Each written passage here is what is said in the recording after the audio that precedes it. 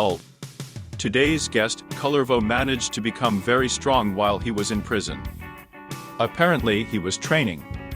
And judging by the daggers in him, he trained on himself. Well, quite successfully. Now he knows exactly how to hit with edge weapons correctly. He has learned to hit even distant enemies with all his might. He knows how to twist knives, receiving super shields. Mutual responsibility for him is something more significant than just words. And he turned the lead rain into a rain of knives. But seriously, this is a very strong and tenacious Warframe. But it's been a while since we've had a particularly weird build, and this guy allows us to make one of those. Although this is not necessary, we change the first ability to Larva. If you have the desire and opportunity, then you can get by with Magus Anomaly. The idea is to drag enemies that are standing around the perimeter of the area of effect of our Storm of Ukko ability into the affected area itself. As a bonus, it provides control of a small group of enemies if the situation gets out of hand and you find yourself visible. Yes, there will be a stealth build today. Energy Siphon will constantly replenish our energy supply. Stretch and Augur Reach will increase the range of our abilities, which means we will deal more damage, attract enemies from a greater distance, and chain more distant enemies. Archon Continuity will increase the duration of our abilities, in particular Collective Curse and Storm of Ukko. I'm using the Archon version because I don't have primed continuity. Equilibrium will replenish our energy when taking health orbs, providing us with the necessary energy. Transient Fortitude will give a significant increase in ability power, although at the expense of duration. Augur Secret will simply give an increase in ability power. Since we have 3 free capacity points, we can replace it with Incomplete Intensify if there is no secret directly. Carnus Carapace will give you an increase in armor and health, and Amar's Hatred will add some armor and ability power. We need armor and health in case we leave stealth. Various bugs happen in the game, and sometimes the dog decides that there are no enemies nearby. You can turn off stealth. Meanwhile, a whole regiment of soldiers stands around you. Or you might want to land a heavy attack on a minion, which will break you out of stealth. Usually the dog is killed at this time, and he will have to be resurrected, which is best done by an operator with Emergence Savior installed. Arcane Blessing will give us more health, which will allow us to avoid getting hit by one-shot longer, and Molt Augmented will give additional power to our abilities. I put whatever came to hand into the firearm, since we want to use it anyway, and you will see builds for each barrel later.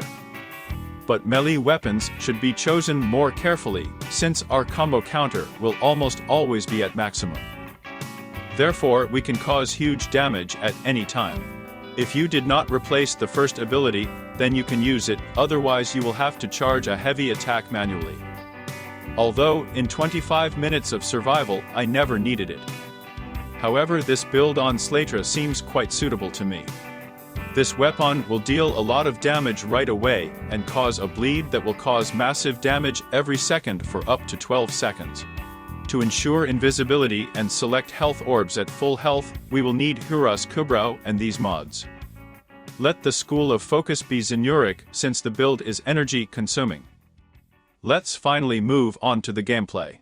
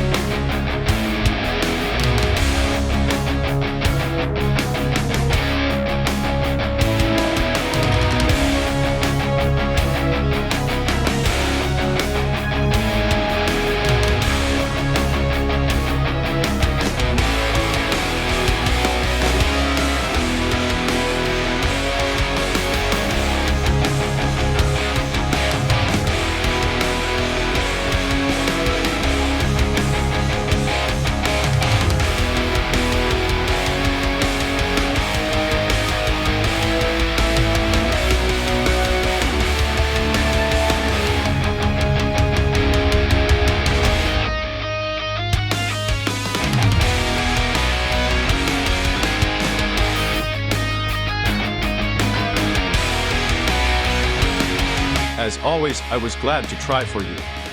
I hope you enjoyed the video and found it useful.